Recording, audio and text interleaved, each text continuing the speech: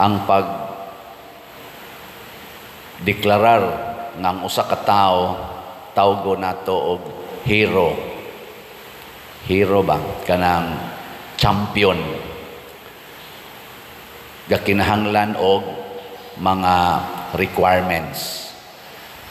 Unang requirement, kinahanglan nagantos ug namatay siya nga nag-alagad gyud sa atong nasod, dili nag-alagad sa iyang kaugalingon.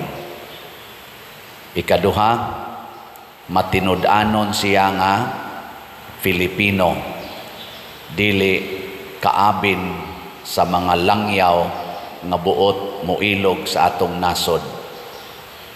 Nya ikatulo, naganto siya tungod sa iyang gugma sa atong nasod. Muna ka ng atong pambansang awit, ang ending ana unsa ganito na? Ang mamatay ng dahil sayo. Gilingi ay mong tupad ing na Filipino kang tinuod. Ing na ba? Filipino ka nga tinuod. Kay karon ra ba kining atong colonial mentality, daghang mga Filipinos nga nagbudhi sa atong nasod. Ang ilang hunahuna mo abroad kay ang makahatag kuno nato kaayuhan mao gyud ang abroad.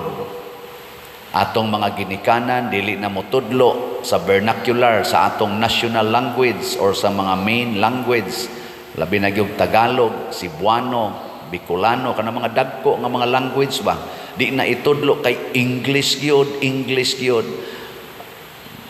Unsa kuan pata? Naapatay nationalistic love or concern, kanang gitawag natog patriotic. Tanawa ang mga nasod nga malambuon sama anang Japan, China, sa pelain, Spain, America, European countries, Germany, France. Tanawa ra gud na sila, gibuild gid nila maayo ang ilang dialect. Di gid na sila mo compromise. Atong Japan pag in English dito, atong China pag in English, di ba ingnon ka no English. Kabuang kag tuon sa ilang language, pero kita dinhi proud kayo bata, di pa ka maumulakaw, kamao na mo in English, tudluan pag maayo. Nya napakay gugmas nasod. Nagani graduate og college, magmisa kog patay, moingon ko ikay basa ni day. Unsa man English, Cebuano. I cannot read Cebuano. Pakod tanon ng naong nimo noon. Ang atong istorya Cebuano, nya di ka kamo mobasag Cebuano. Hilas kay ba? Kay ngano man dili na ta faithful sa atong nasod. Aw kana lang kamo mga babae, siging pablanblan ang inyong buhok. Mao ba kunay colors buhok sa mga Pilipina? Ha? Nganong sundon man ani mo mga foreign na colors buhok? Na mga western, tungod kay na igo na ka, na conquered na ang imong nationalistic heart, imong patriotic heart. Muna doon na tayo mga heroes nga gi-declare sa atong simbahan. Ang atong mga heroes mao ang atong mga santos. Pareha gyapon ang requirement. Ang requirement nagantos og nagpakamatay para sa atong pagtuo. Nya unsa may atong pagtuo, naa na sa atong kredo nga mosunod kita sa gisultis Ginoo, bahala nagpatyon, bahala nagmagantos. Kay unsa may gisultis Ginoo? Love one another as I love you. Love your neighbor as yourself. Gilingi ay mong tupad. Ing na, do you love me as yourself? Ing na no? Sige ba? Mga naong ay. Mauna, ngaginganlan ni Kristo tigpakaaron ingnon ang mga Parisiyo o kadto mga magtutudlo sa balaod, mga lawyers sa iyang panahon, Because they love themselves more than others. They love money more than the temple of God. They love their authority more than the people they serve. Nga matod pa ni Jesus, magsige mo convert og mga tao, unya inigabot na diri mamimbro na ninyo, inyong himuon nga mas maimpirno pa kay kaninyo. Ana. Karon sa atong simbahan, kumusta maming mga pare? Unsa man mi? Pariha ba mi sa mga Pariseo nga nagpakaaron ingnon lang nga naas templo nya nangwarta di ay? Mao ba nay amo? Kung maingon ana nami sultihi mi. Sultihi kamong mga parishioners.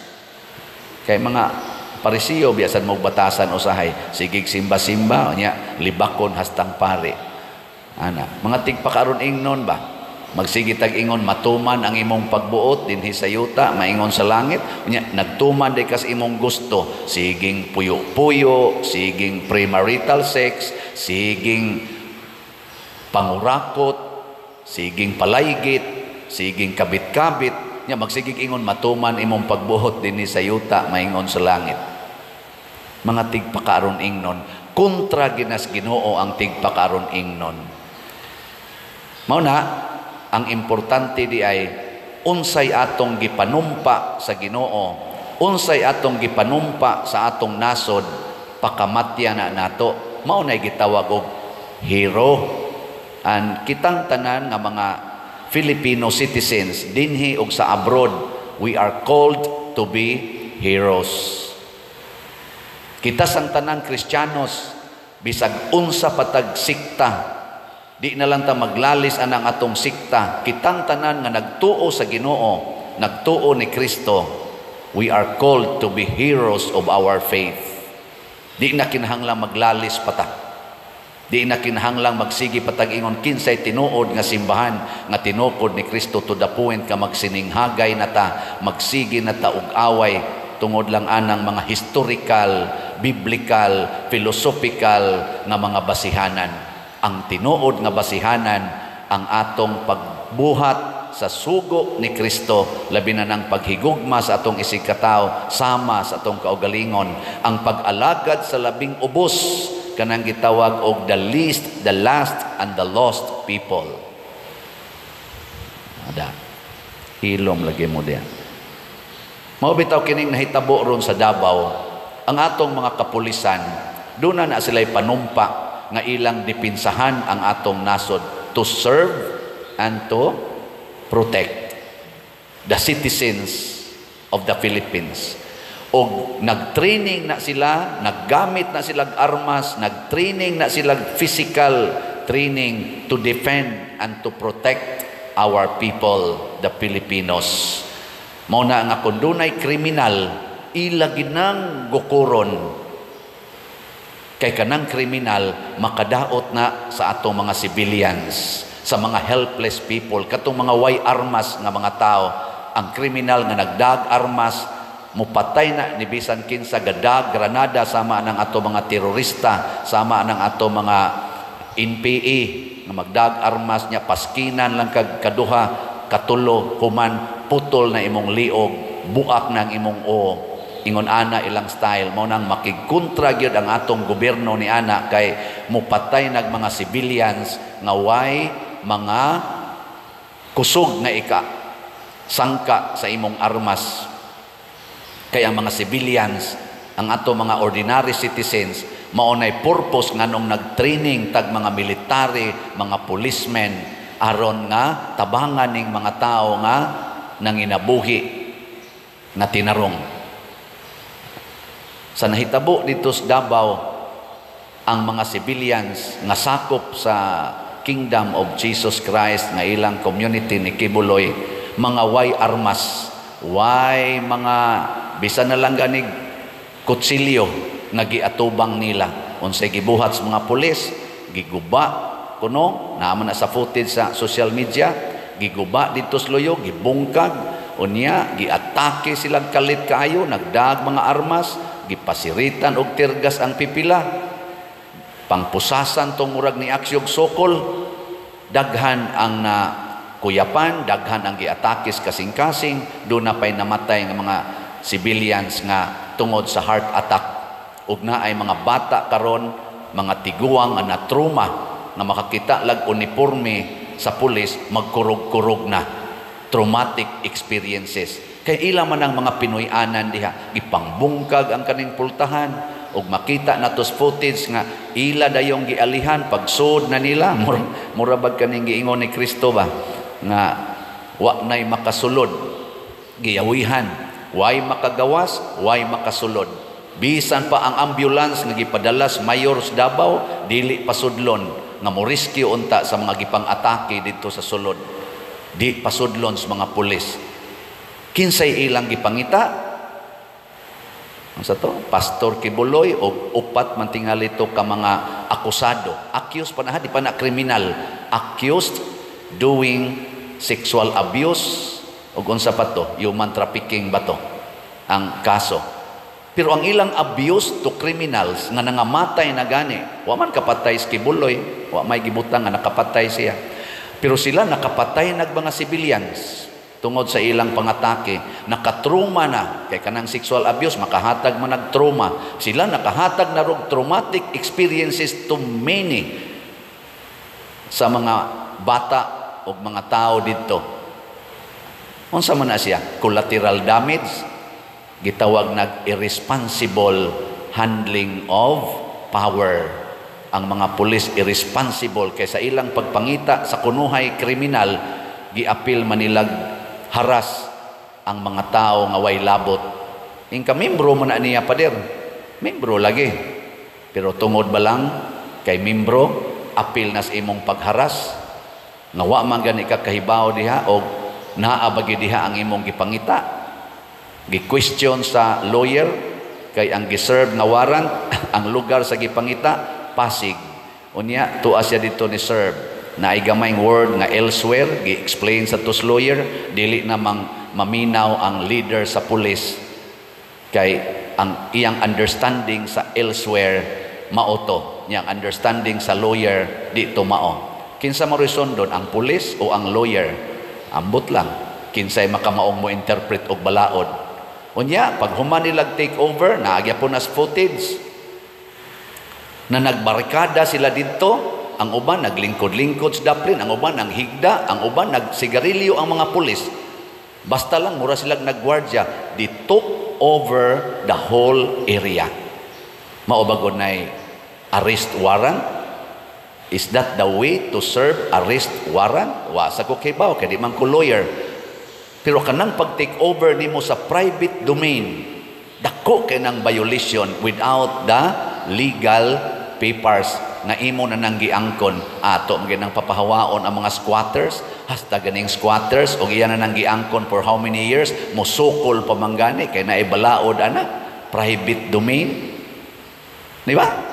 Kana babahinoong gidevelop nga private domain nya gideclare pagyod nga ilang place of worship and residences, imong i-took over nya imong bawalan ang tanang tao nga mogawas og mosod nga naa diha gapuyo. Who are you to do that? Maunay akong giingon, mga tigpakaaron ingnon, mihural sila nga ilang protektahan o dipinsahan ang atong mga Filipino people, ila na noong gi-oppressed o giharas. Ang rason, naminaw ko gabi sa live nila, niingon ang mga pulis, nagtuman lang mi sa sugo sa among labaw. Kinsa may inyong labaw? Kinsa may nagsugo? Gatudtod na. Si Jose Rizal, panahon niya, o si Andres Bonifacio, o sana sa atong mga highlighted hero sa Philippines, ang authority atong panahon na mga katsila, gisugo sila og usa ka butang nga di sila kagusto kay against sa ilang konsensya, kay makadaot sa ilang mga kaigsuonan nga mga Pilipinos. Gisupak nila ang authority, mautong gipatay sila. Kanindot unta sa ato mga kapulisan, inig-ingon nga mao ni buhata, nya moingon sila, di ko mobuhat ana sir, kay maamong ang mga civilians, maamong ang akong giprotektahan, ang akong gihuralan, nga akong protektahan o akong i-safety maamong kung maoning paagiha ang inyong isugo nako. Nya mingon sa taktakon kas trabaho, mas may pag-imo kong taktakon sir kaysa imo kong sugoon aning makaamong sa akong mga giprotektahan. Pananglitan pulis ka nya naa kay mga igsoon, naa kay mga anak, sugoon kas imong general, pamatyan ang imong mga anak o kanang imong mga igsoon kay gidudahan na nako nga mga adik, ikay patay ana. Ikaw nga igsoon, ikaw nga amahan o kahainahan, mo patay ka. Hoy.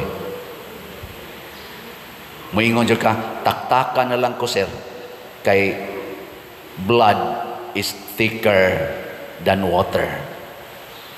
Atong blood kining mga Filipinos, mga pulis, mga executive, judiciary, o kung sa panang ato mga branches diha sa gobyerno nga gipangpili mo panahon sa eleksyon, huna-hunaa in town nga dili mo mahimong mga hypocrites.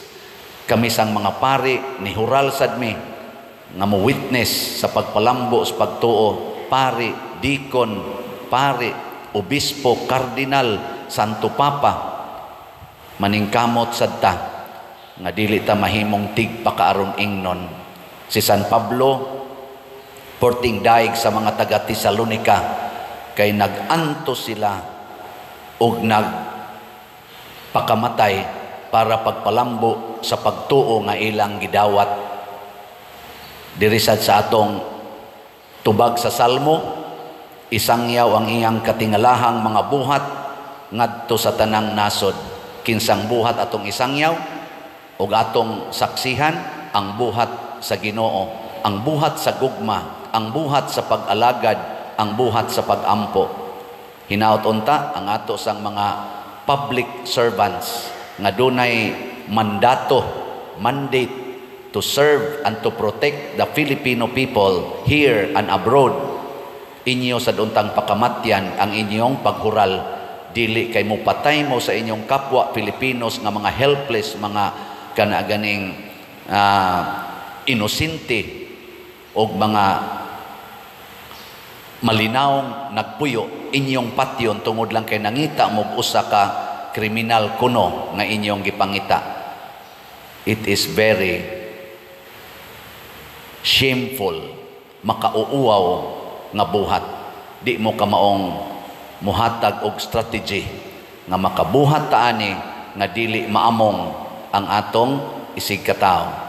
Matod pa sa lawyer nga akong nahibaw-an, kanang obstruction of justice, labi na gyud naa sa dako nga building or residence, imo ra nang ma-impose basta nakakita jud kang ang kriminal nisod anang maong building. Ikaw ba, policeman, gagukod ka or gisurveillance nimo, klaro gyud at this time in this place naa diha ang kriminal, certain yung kay ka, nya imo dayon siyang i-arrest, nya naay nibabag nga tao, naay nibabag nga mga tao, kana mao na sila gitawag og obstructions of justice. Pwede na nimo silang iharas aron makuha ang kriminal kay sila ni kunayb man sa kriminal.